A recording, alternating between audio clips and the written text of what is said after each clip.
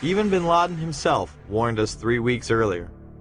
Osama bin Laden warned 3 weeks ago that he would attack American interest in an unprecedented attack, a very big one. There was a report, you'll recall, that the Mossad, the Israeli intelligence agency, did indeed send representatives to the U.S. to warn, just before 9/11, that a major terrorist attack was imminent. Prior to 9/11, it was widely reported that hijacked planes could be used as weapons. By Youssef's group and bin Laden's group to undertake a suicide mission.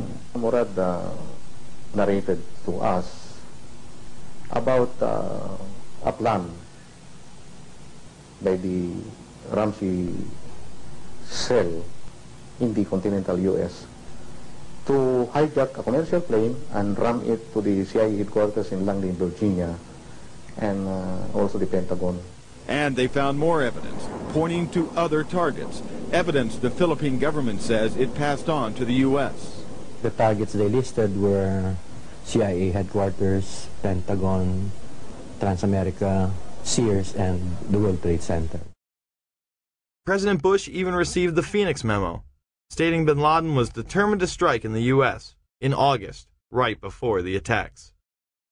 The president was aware that bin Laden, of course, as previous administrations has been well known, that bin Laden was determined to strike the United States. In fact, the label on the president's, the PDB, was bin Laden determined to strike the United States. On August 6, 2001, President Bush was presented a President's Daily Brief article titled, "Bin Laden Determined to Strike in U.S." The lead sentence of that President's Daily Brief indicated that bin Laden and his followers wanted to follow the example of World Trade Center bomber Ramzi Youssef and bring the fighting to America. The article cited a more sensational threat, reporting that bin Laden wanted to hijack a U.S. aircraft.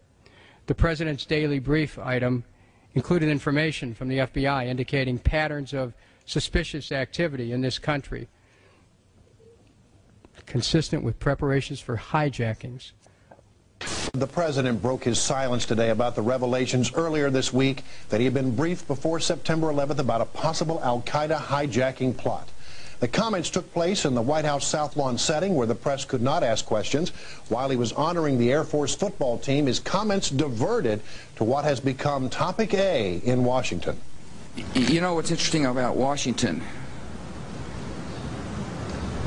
It's a town, unfortunately, it's the kind of place where second guessing has become second nature.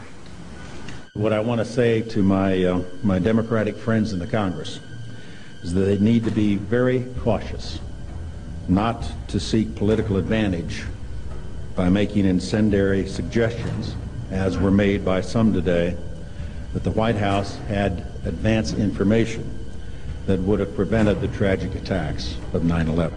Clark confirms that in June, July, and August 2001, the Central Intelligence Agency warned the President in daily briefings of unprecedented indications that a major al-Qaeda attack was going to happen against the United States. It was so well known that the United States had done several drills with this exact scenario prior to 9/11.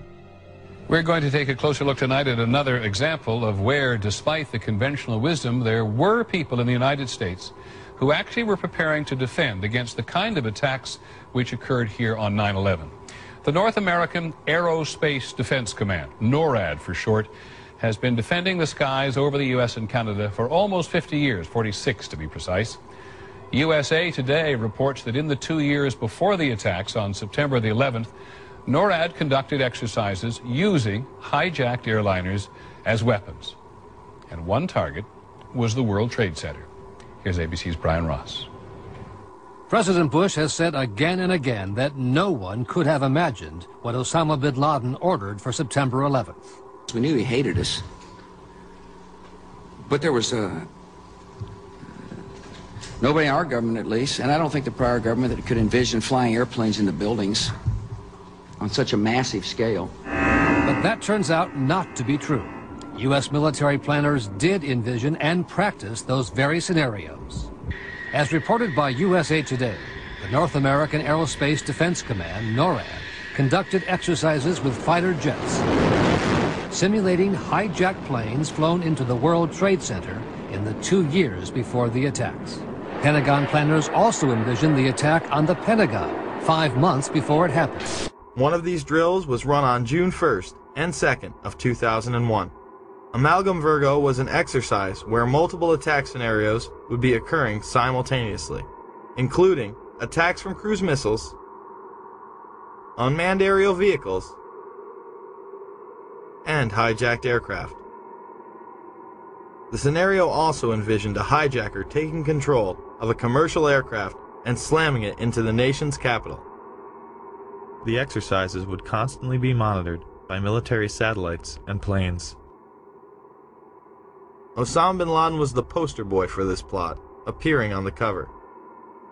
Isn't it a fact, sir, that prior to September 11, 2001, NORAD had already in the works plans to simulate in an exercise a simultaneous hijacking of 2 planes in the United States?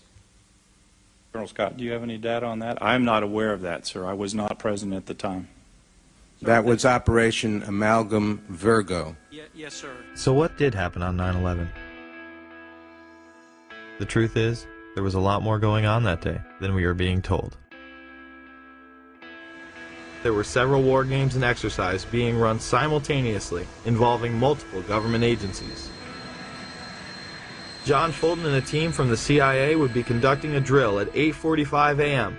out of the National Reconnaissance Office in Chantilly, Virginia, in which a plane is crashed into a building.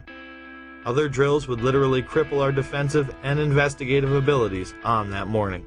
But this very interesting information, Katie, Matt, and Tom, from the FBI, they had been operating a massive exercise from their hostage rescue unit. All of their top teams, about 50 personnel, helicopters, equipment, were in Monterey, California for the last 2 days, scheduled to fly back today commercially. So all of those people are out of place. It's fair to say, according to sources that we've talked to here at NBC, that the FBI rescue operations and other FBI operations are really in chaos right now because they can't reach their officials in New York. All of their phone lines are down, and now you've got all of their special experts on this stuck in Monterey, California, trying to get a military flight back because there are no longer commercial flights. So they are seriously out of pocket, and there is a real breakdown of the FBI anti-terror coordination team, which is, of course, the principal team that would lead any effort. I actually found myself in Montana with 50 state emergency managers, the director of FEMA, his top staff at the National Emergency Management Association conference, number of emergency managers from New York State, from Pennsylvania, from Virginia, Maryland, the district, most in New England, made the flight on a C-130 last night. It was one of the only flights across the country, a military aircraft. Northern Vigilance would redirect fighter jets out of the northeastern sector to patrol Canada and Alaska. Vigilant Guardian and Vigilant Warrior were exercises involving hijacked aircraft that would go in and out of radar. These would appear real to those involved. We fought many phantoms that day. We got many aircraft calls inbound that morning that turned out to be phantoms. During that time frame, we had multiple aircraft called hijacked all over the country. These exercises would not cease until after United 93 was brought down and the attacks were over. Open line. Surveillance, Sergeant Richmond. Sergeant Richmond, Sergeant Life from Cheyenne Mountain Pest Control. How are you? I'm doing fine. Okay, I need you to terminate all exercise inputs coming to Cheyenne Mountain at this time. Copy. And stay on loop until I verify that the connectivity is disconnected on the exercise side only. Okay, no, do not do any more inputs on the exercise side and stand by. I got Cheyenne Mountain on the line. Terminating all exercise inputs. So, over, in case you didn't know, there's exercise. Oh, yes. In fact, more hijackings were thought to be taking place. On the radar scope, and it's not just a video game. It's actually people's lives that you're trying to keep from running into each other. Other planes were thought to have been hijacked and almost shot down. An aircraft inbound to Whitehorse from Alaskan airspace was a hijacked aircraft. and that the military flight crews were aware of this, and they were en route to intercept the aircraft. Some of these war games and their details remain classified to